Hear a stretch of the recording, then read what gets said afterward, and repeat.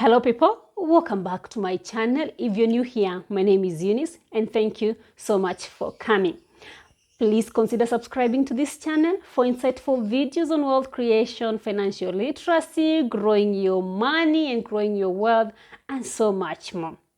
Also remember to hit the notification bell so that every time I upload a video, you are notified on it. Also like, comment and share this video because these are the things that helps this video to grow. So in our everyday living, we realize that we are all wired differently. We have spenders, we have philanthropists, we have savers. So we are all wired differently and we are all enabled differently. So today I'm looking at the money skills, the basic money skills that we all need to have.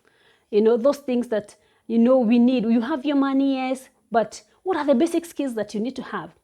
Early on, my husband taught me that I should always I should always look at money as a slave. What I mean by this, or what he meant by this, which is one of the things, one of the quotes or the things that has really helped me, is that you should always not, adore money, idolize money, yeah, because now that one you're making it a god. But instead, you should look at it as something that is supposed to work for you. Something that is supposed to be put to work, something that is supposed to be given responsibilities and being followed through on how it is performing. So not withholding the money and just, wanting to keep it too much, but sending it out, to go and do the work for you. And that quote or that lesson, that key lesson that he gave me has really helped me because I've learned, I'm a holder. I realized that for the longest, I'm that kind of a person who would like to hold money back. And in a way, so I would classify myself as a saver because it's something that I still carry on to date. But it has given me that lesson gave me a different, an outlook, a different outlook on money. So that means that I'm supposed to, yes, hold the money, but also know that you have that money to spend, you have that money to give out, and at the same time, you have that money to save. So I know there are different people. There are those people who are wired, spenders, like you have your paycheck or you have some different amount of money and you just keep on spending. You go on a spending spree. Yeah. And then there's that person who, like me, the way I was, you are a saver. You cringe at the thought of, buying something new, buying a new shoe, or maybe eating out, or maybe just doing or even buying a basic thing that is really needed or important in your household. So you look at the money like, I have this money, I have to spend it, I have to keep it.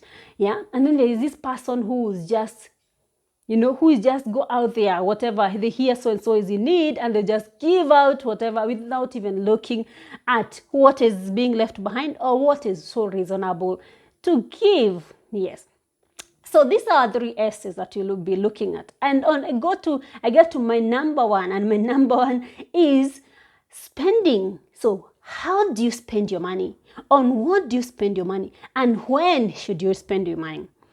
Previously, in a previous video, we looked at the 50-30-20 rule of money management or budgeting on your money. So what do we look at? What are these areas that you actually need to spend your money? Remember that from this money that you have, maybe your general income, you have to put some money into your savings and investments. You have to meet your needs, and then you have this separate amount of money maybe to pay your debt or maybe to meet other needs. So when do you spend your money? One of the things is that whenever you get your money, always look at your basic needs. What is it that you're supposed to meet? What are these needs that actually we cannot live without meeting them? If it's your rent, if it's fuel for your vehicle, if it's, buying food for your household, paying school fees. All these are your basic needs. So these are the first places that you should always look at and prioritize in spending your money on. So spend your money first on your basic needs, Then after you've done your saving or on whatever you've budgeted for, then now you can spend on any other thing. But your basic areas of spending is on your basic needs. So make sure that at first you gotten that money put away, your money for basic needs. So prioritize first on those needs that are urgent, on those needs that are mandatory, on those needs that need to be met. Every now and then. If it's your house rent, put that money aside. If you have school fees to pay, put that money aside. Pay that first. Don't go, outings and spending your money on that. So that's how to first look at money and how to first prioritize your monies by spending in that manner. So spending another way can be maybe buying that extra item. I would not want to call it maybe luxury, but we can look at it as luxury, but necessity. It's a necessity.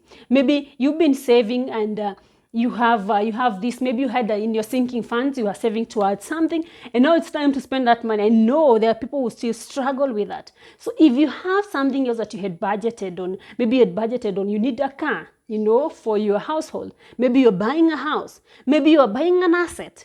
So it's okay, just spend that money. Do not feel guilty, but if it's something that you had planned to do, just spend your money on it, because it's your money. It's something you had planned for, and it's something that you had budgeted for. So, have the free way of spending your money. Number 2 of our S's, we look at savings. So what do you save? When do you save? On what funds do you save your money into? So in this, I will categorize. When you talk of savings, it's not just putting money in your salaries account and just you've spent your money and you've leave money there. No. Wise saving is when you look at other different avenues that you put your money, because you have a plan in the future. Maybe you can have emergency fund savings. Maybe you can have sinking funds. Or maybe you can put this money in a money market to look like an investment, but at the end of the day, you're doing that planning for something. Yeah, so it is tied to investment, because when you put money aside, you put money aside for this money to grow something for you, and not for you to go and get the money the same way you put it there. So you want to save your money in a place where your money will grow something. With the inflation and what have you, with the charges, bank charges, and other things, you need to look to be wise on when you're putting your money. Put your money somewhere where first, it is, if it's an emergency saving fund, that is a saving fund that you keep for that one rainy day, not an everyday. If you have a sinking fund, that sinking fund is when you are planning, you're putting your money aside and you're doing that, strategically, and because you have a plan, there's something you need to buy and you want to buy it. So on this other thing, when you want to save money, you can even put money in a fixed deposit account. But one of the things that you would want to have is that also have that account where you can access your money easily. I know with the money markets, it's easier. There are so many that you get your money back maybe in after 24 hours, one working day. So you can put your money in such a fund, and it's something that is accessible. So how again do you save this money? Because sometimes I hear people saying that, I get money maybe from an investment group that we have, and it was my time, it was a merry-go-round, I've received my money, I've been sent on my mobile transfer, I've been sent my money through M-Pesa, and I actually find myself just spending the money. So one thing that you should have is that learn all these things. You can find them on phone. The apps, most of unit trust funds or money market funds, they have a mobile app that you can download on your phone and just be sending your money to this. So one very wise way of saving is whenever you get this money, just send it directly. If you have a mutual fund, yes, it might incur you a cost, but what you need to look at is the consistency and the discipline of saving. Most of us have circles. You have circle and accounts in circles. So the circles, that is not circles, but what I mean is the savings and credit cooperatives. So what you do is that, and you can do your money transfer on the phone to your circle. So every time you get that money that you need to save, just send it directly. There are mobile charges, phone charges, but instead of saying that you keep this money until the day that I'm able to present myself to the bank or to present myself to this account, that will, there is a temptation. If you don't have a discipline and a self-control, there are temptations of spending this money. So please just do a mobile transfer on this money and send it to this particular or different accounts. Just do those transfers. And nowadays, some transfers maybe to some bank accounts or maybe to some circles. Not all of them incur some charges. So please, whenever you get this money, and this money is for savings, this is the money that you've allocated every month from your 50-30 rule or any other rule that you use, and you've set aside that this is the amount of money I'll be saving. Please always, whenever this money gets into you, please always look for a way to transfer that directly. Yeah, that is the only way you will maintain a consistent and a discipline in saving your money. But if you hold this money, I would guarantee you that you'll find yourself spending it. And of course, you know that needs arise from left, right, and center. You know, you hear somebody just calls you, I'm in a fix, I'm in this need, and I need this particular amount of money. It's not bad to help out, but it's also important to think about your tomorrow, to think about your, your family, to think about your children, to think about yourself, and plan towards that. So always maintain a saving habit of every month. Always set aside some amount of money and send it directly. Whenever you receive this money, just put it directly into the given account. So number 3 of our 3S's is sharing. I know this sharing is in giving, how to be philanthropic. There's just something about giving that earns you back. There's just a fulfillment that comes about in giving.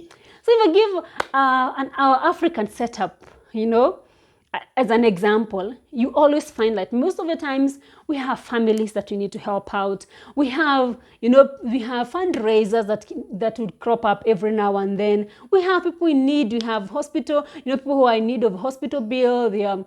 Unfortunately, we are always contributing towards funeral and so many other things. So how do you also develop a discipline in saving in this area, for you not to, you don't know how much to send to this, to this particular time, to this particular, need.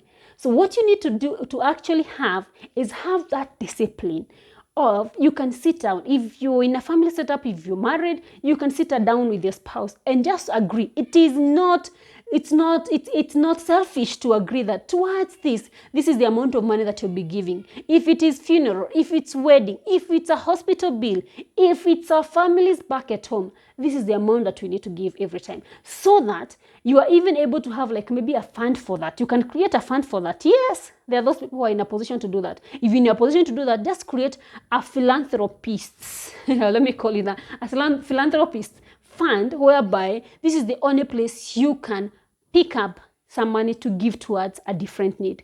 And there's no harm when maybe you've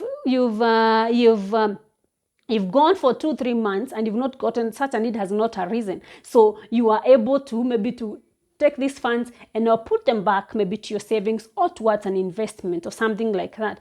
It's not wrong to, or it's not bad to budget. If you are able to give a fund, or contribute towards a certain need, and you're able to give $100, it is okay. If your capability is $50, it's okay. If it's $10, it's okay. The only thing is the heart, and the willingness to give, because honestly, sometimes you find yourself, there are so many needs that are coming about and you're not able to keep up, and you're not able to, and you would want to, the heart is so willing, but you don't have the capability of doing it. Or you will do it and hurt your other needs. You have, maybe you're planning, you have school fees coming up in a month, you have this need that is coming up in a month, and you end up, maybe somebody has called you out, they're in this fix and they're in this need, you end up pulling money from these different accounts in order to help in this area. So it's always important to have that. If you are in a position to have that fund, or if you're not having the fund, agree and have a set amount that this is what you give towards this. Regardless of who is in need, this is what the much that we can give towards this. And that way it will be so liberating for you, because whenever some of these things crop up or come up, you are able just to release and to give out what is needed.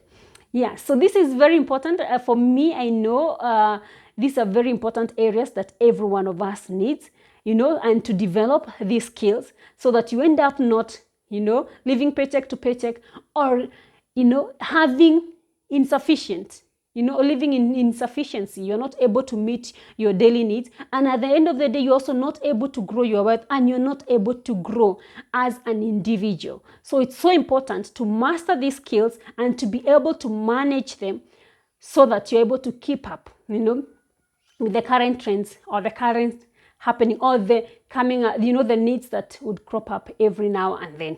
Also, remember again to secure your future. Yeah. So thank you so much for watching this video, and please consider subscribing to this channel. Yes, please consider subscribing and liking and sharing this video. As I said, it helps this channel to grow. Don't forget to do that. Don't forget to click on that red button that is down there, the subscribe button. Just click on it. Thank you so much for watching, and see you next time. It's a bye-bye for now.